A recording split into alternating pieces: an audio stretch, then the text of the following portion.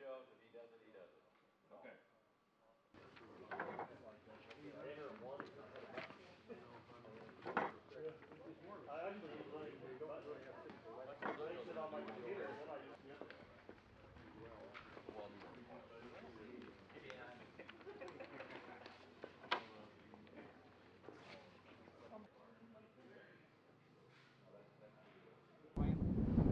On the landscape, what are some of those goals?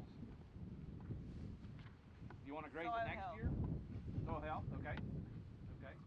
That, if you kind of look in amongst here.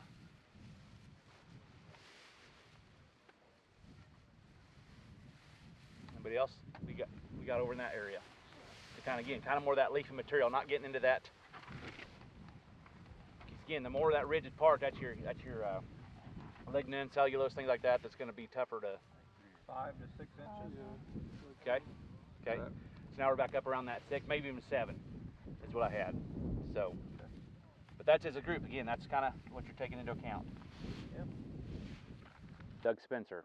So I'm the state grazing specialist for Kansas. You bet. So I'm the state grazing specialist. I'm stationed out of Salina, but do cover the whole state of Kansas as that position. So we're actually out at the Ringneck Ranch, which is in the southwest part of Mitchell County. Actually at a Kansas Grazing Lands Coalition range school that's meant to actually provide information and technical information, get producers out on the land and have some really fantastic discussions about how to manage that landscape, how to take cattle in the landscape and really manage them for benefits of both. Really, we try to start from basics. I think sometimes there's a lot of ways to manage landscape, and so really going back to starting with the basics. And what that is starting to understand the concepts of first understanding the plant community that's out on this landscape. And so we really heavily concentrate on plant identification. What I like to say is knowing your employees, who's working for you out there, and what those employees are doing. Well, we're trying to let them capture sunlight and convert that into energy that's either used by cattle, maybe it's pollinators, wildlife. There's a lot of things that are going to use that. The other things we talk about then too is we want to safely capture that water, use that by the plants, and also just even the nutrient mineral cycles, thinking about soil health, those things. But how do we really bring all those processes, understand them, and manage them? We build on that, and of course the big one in Kansas is we use livestock. We really provide economics on this landscape via livestock grazing, but we like those side benefits. We like the pollinators and the wildlife, and how do we do that in combination? And so we slowly build on that, and then start getting into some of the details. Is maybe how might I do that? Or maybe this plant community is not exactly the way I like to see that, and so what could I do to maybe slightly alter that? Or this plant's starting to increase, what's that telling me? Those are the types of things, and so we try to build on those. And each through the time is another big thing we cover actually is prescribed burning. So these grasslands developed with fire. If you look at the Great Plains as a whole, pretty much 3 things. They developed with grazing, with fire, and of course weather extremes. And probably the big one that gets talked about is drought. And so we really want to think about those drivers in this system, and then how does a producer approach those, bring those into a management plan, and then again kind of have this goal. How do I reach out and kind of see my place? Do I, is it producing the way I want it to? And then trying to help them, honestly, at the end of school, is hopefully go back and maybe just with a little bit different eye, see their place. You don't come here to try to get a prescription like this is exactly what you're going to do, like a cookie cutter approach. We go back to those basics. Is what's going on? Is your water cycle, is there something going on in that? And help them to realize what is that, so they can go back to their own operation, because each operation is so unique.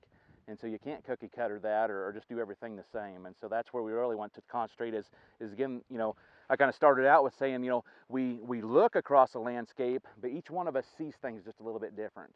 And so we kind of pull back, and so what are those things we should be seeing and having that commonality and looking at the landscape. So honestly, these types of workshops have been going on since about 2000. So there's actually, we have a long history of these being actually out and available. And really at that time, it's just the realization that even within our agency is that we really started with working on a lot of cropland. And Rangeland, we had some work in, but historically, honestly, a lot of work was towards cropland. And just realizing that the other thing is actually that since about 1960, the group called the Society for Range Management has actually put on a youth school. And so we actually took high school kids and taught them about rangeland management. What's really cool about that is that there's parents going, hey, is there something like that for us? And so that kind of started opening the door, thought process is how could we go ahead and maybe offer that? So that's what led into that. And so we've actually been slowly building on that. one unique thing we wanted to do, and we've heard this from surveys and from producers, is but I need to apply it. You know, we can sit all day and talk and learn about it, or you can see a video on it, but how do we apply it? And that's one thing that we really worked hard on here, was to actually, and right behind me here, is we actually let those producers do some measuring, try to figure that out, and actually take a herd of animals and try to achieve a conservation goal on the landscape. And so that was something we incorporated this year, is because we wanted that hands-on. Is you can talk numbers and thoughts all day long, but when you can actually do it and see it, we wanted to concentrate on that this year. You know, that's a really good question.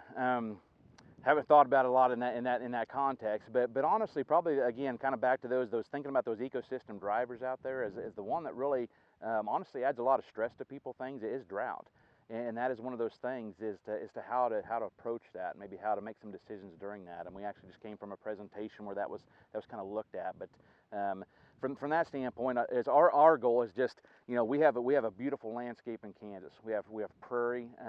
You know, and of course some of that's somewhat fragmented and stuff, but we still have some pretty nice vast landscapes, and just the benefit to the wildlife, pollinators, our livestock industry. And it's just, we want really those producers just to go home with some confidence, and if they're doing things well, pat them on the back, hey, good job. That's cool about the schools, because we learn about just as much from those producers as they learn from us. And what we really concentrate is that interaction. Is they come to school, and without really great participants and questions, the school wouldn't be as successful as it is. And so we really appreciate that. Where I always like to say is, I'm out there to learn alongside them. I don't have all the answers, they don't, but we have this thought, or hopefully this vision, is to working together and coming up with kind of a plan or an idea and how to make them successful. Because if they're not on the land's not going to be successful. 50, let's go. Yeah. Meet in the middle. You can average it, right? Yeah. I think And then you 500 guys is can say, I exactly told in the you it middle. should have been smaller, and these guys say, I told you it should have been larger tomorrow morning. But I think if we put this off as a rectangle, there's only one water tank in this pasture, and he's going to want to graze this half tomorrow, and we've already trampled down part of that to the tank. So I don't think a rectangle. Perfect. Yeah, great question. And so actually it is a partnership. And so the Natural Resources Conservation Service provides some funding and uses Kansas Grazing Lands Coalition to actually go ahead and try to implement that.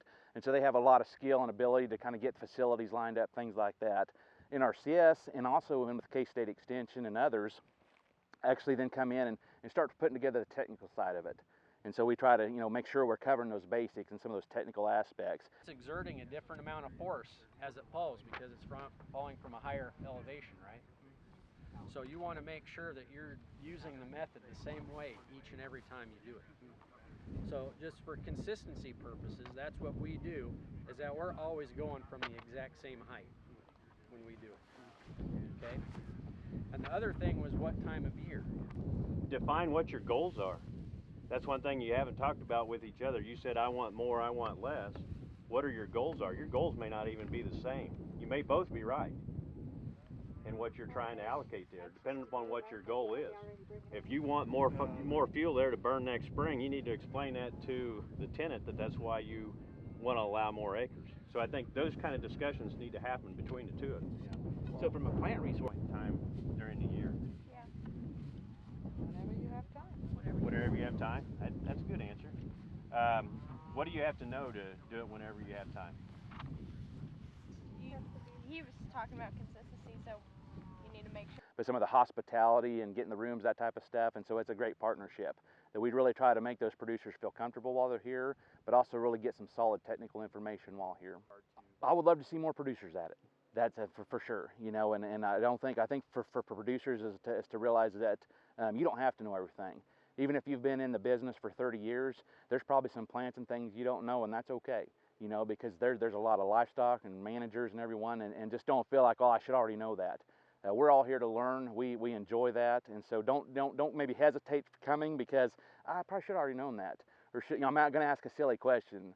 By no means is that ever part of it. We're all here to learn and really enjoy that interaction. Like I said, that's what makes a successful school.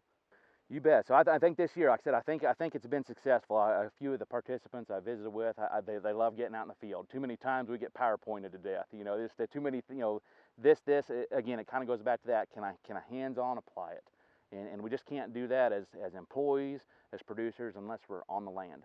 And so kind of back to our mission, you know, helping people, help the land.